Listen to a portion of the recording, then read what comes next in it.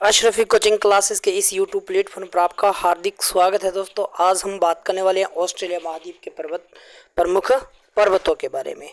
हम आज इन्हीं पर चर्चा करेंगे भी ऑस्ट्रेलिया महाद्वीप में कौन कौन से पर्वत हैं और ऑस्ट्रेलिया महाद्वीप की सबसे ऊंची चोटी कौन सी है और ऑस्ट्रेलिया महाद्वीप का सबसे लंबी पर्वत श्रेणी कौन सी है। तो इनके बारे में हम क्या करने वाले हैं दोस्तों, आज चर्चा करने वाले हैं।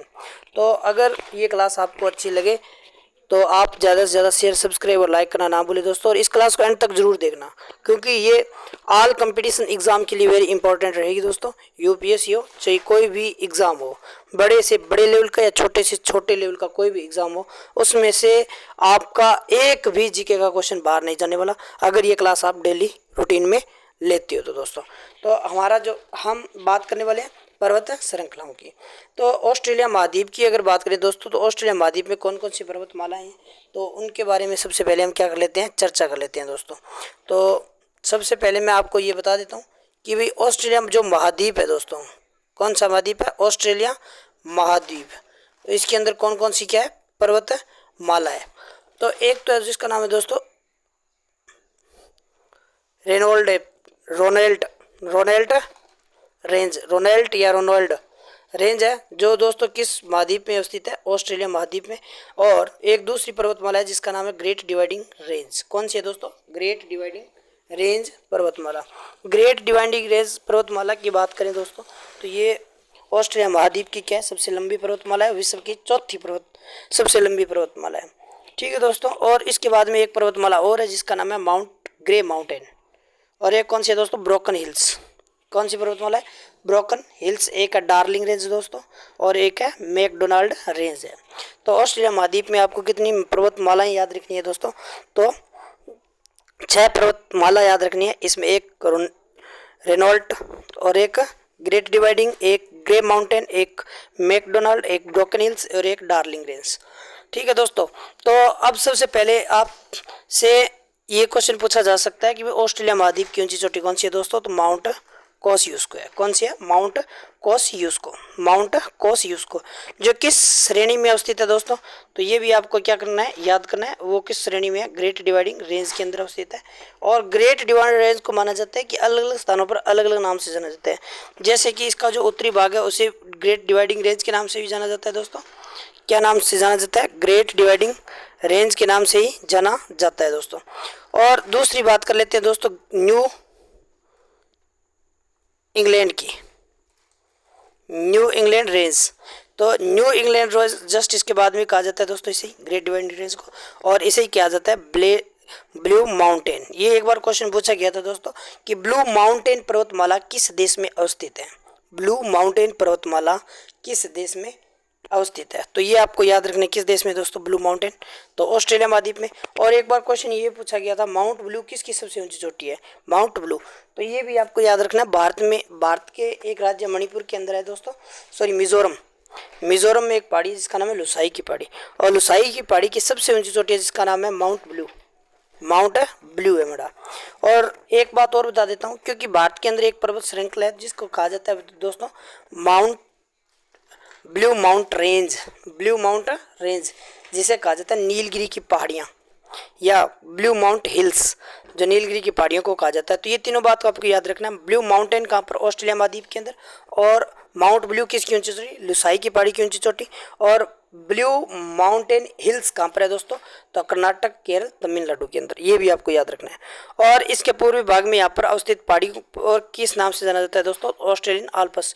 आल्प्स क्यों कहा जाता है दोस्तों, क्योंकि यूरोप महाद्वीप में एक पर्वत है जिसका नाम है आल्प्स, जो इटली फ्रांस के अंदर है। ठीक है। और वही यूरोप महाद्वीप के किस भाग में, पूर्वी भाग में। ठीक है। और इसी की बात करें दक्षिण पूर्व में, और ये भी कहाँ पर है दोस्तों, दक्षिण पूर्व में स्थित है आल्प्स पर्वतमाला, तो इसीलिए इसे कहा जाता है ऑस्ट्रेलियन आल्प्स कहा जाता है। अब इसके बारे में कुछ और तथ्यों की बात कर लेते हैं दोस्तों कि ऑस्ट्रेलिया महाद्वीप की जो सबसे लंबी पर्वत श्रृंखला है दोस्तों कौन सी है, ग्रेट डिवाइडिंग रेंज है। कौन सी है दोस्तों, great dividing range. Great dividing range क्या है दोस्तों, ऑस्ट्रेलिया महाद्वीप की सबसे लंबी पर्वतमाला है, जबकि ये विश्व की क्या है दोस्तों, चौथी पर्वतमाला है। जो सबसे लंबी की बात करें तो चौथी पर्वतमाला। तो आपको याद रखना है पहली कौन सी है दोस्तों, पहली पर्वतमाला कौन सी है, तो याद रखना एंडीज। कौन सी है दोस्तों, एंडीज पर्वतमाला।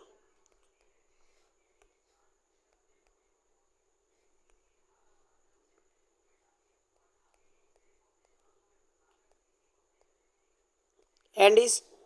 और दूसरी कौन सी है दोस्तों? रॉकीज। और तीसरी कौन सी दोस्तों? हिमालय।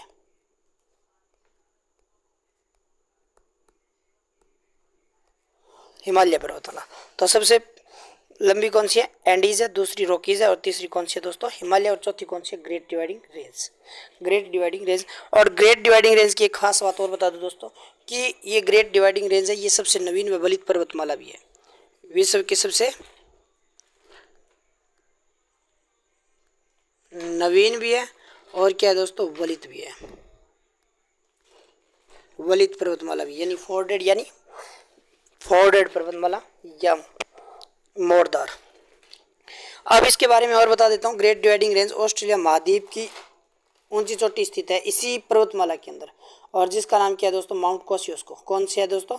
माउंट कोसियुस्को, जिसकी ऊंचाई कितनी है? 2228 मीटर है दोस्तों। ग्रेट डिवाइडिंग रेंज को मैंने बताया था आपको अलग अलग स्थानों पर अलग अलग नाम से जाना जाता है, जैसे great dividing range, mount blue mountain, और क्या कहा जाता है दोस्तों? Australian Alps, new England range.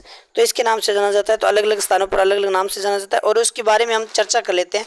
इसमें कुछ जल संधियां और कुछ सागर है उनके बारे में, तो या खाड़ियों के बारे में। तो अगर आपसे क्वेश्चन पूछा जाए, नहीं दोस्तों, टॉरस जल संधि किन दो देशों के मध्य स्थित है? तो टॉरस जो जल संधि है दोस्तों, एक देश है जिसका नाम है पापुआ न्यू गिनी। कौन सा है? पापुआ। कौन सा है दोस्तों? Papua New Guinea.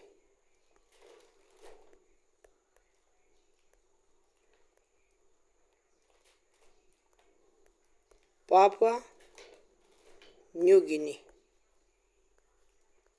एक देश है जिसका नाम पापुआ न्यू गिनी। एक देश कौन सा है दोस्तों? ऑस्ट्रेलिया। कौन सा है? ऑस्ट्रेलिया। एक पापुआ न्यू गिनी है, दूसरा कौन सा है दोस्तों? ऑस्ट्रेलिया। ऑस्ट्रेलिया और पापुआ न्यू गिनी के बीच में एक जल संधि है जिसका नाम क्या है दोस्तों? टॉरस जल संधि। कौन सा है? टॉरस जल संधि किन दो देशों के मध्य? ऑस्ट्रेलिया पापुआ न्यू गिनी के बीच में। और एक क्वेश्चन पूछा जाता है दोस्तों, बोस जल संधि किन दो देशों के बीच में? तो देश नहीं है दोस्तों, ये ऑस्ट्रेलिया का ही भाग है, तस्मानिया। ठीक है दोस्तों। तो यहाँ पर एक ये जो सागर है इसका नाम है तस्मान सागर। कौन सा है दोस्तों? तस्मान सागर। और तस्मान सागर क्या करता है दोस्तों कि ऑस्ट्रेलिया को तस्मानिया से अलग करता है, जिसमें एक जल संधि है जिसका नाम क्या है दोस्तों? बोस जल संधि। बोस जल संधि तस्मानिया और ऑस्ट्रेलिया को क्या करते हैं? अलग करने का कार्य करती है, ये आपको याद रखना है। और ऑस्ट्रेलिया से संबंधित कुछ सागर है या कुछ खाड़ियां जिसे याद रखना है। एक बार क्वेश्चन पूछा गया था, ग्रेट ऑस्ट्रेलियन बाइट ऑस्ट्रेलिया की किस दिशा में स्थित है? तो दक्षिणी दिशा में। और बाइट का मतलब क्या होता है दोस्तों? बाइट का मतलब होता है यू आकार की सबसे बड़ी, क्या है? एक प्रकार की घाटी सी होती है या फिर एक प्रकार की समुद्र के अंदर आकृति होती है जिसे ग्रेट बाइट कहा जाता है दोस्तों। और एक ग्रेट ऑस्ट्रेलियन बाइट के जस्ट नीचे एक श्रृंखला और बनी हुई है जिसका नाम क्या है दोस्तों? तो वो कौन सी है? उसका नाम है स्पेंसर की खाड़ी। कौन सी है दोस्तों? स्पेंसर की खाड़ी। कौन सी खाड़ी है? स्पेंसर की खाड़ी। और ऑस्ट्रेलिया के उत्तर पश्चिमी भाग में एक छोटी सी खाड़ी और है दोस्तों जिसका नाम क्या है दोस्तों? बोन्नापट्टी। कौन सी खाड़ी है? बोन्नापट्टी। और एक खाड़ी है जिसका नाम है कारपेंट्रिया की खाड़ी। कारपेंट्रिया की खाड़ी की बात करें तो कारपेंट्रिया की खाड़ी के बॉक्सा नामक स्थान पर बॉक्साइट की क्या हुई थी दोस्तों? खोज हुई थी। और एक आराफुर सागर पापुआ न्यू गिनी और ऑस्ट्रेलिया के मध्य अवस्थित है। और एक कौन सा सागर है दोस्तों? तिमोर सागर, जो ऑस्ट्रेलिया के पश्चिमी भाग में यानी इंडियन ओशन के अंदर है, यानी हिंद महासागर के अंदर अवस्थित है दोस्तों। तो आज के लिए बस इतना ही। अगर ये क्लास आपको अच्छी लगी है तो ज़्यादा से ज़्यादा शेयर, सब्सक्राइब और लाइक करना ना भूलें। और इस क्लास को एंड तक जरूर देखें दोस्तों, क्योंकि ये आपके आल भर्ती एग्जाम के लिए वेरी इंपॉर्टेंट क्लास रहने वाली है दोस्तों। धन्यवाद।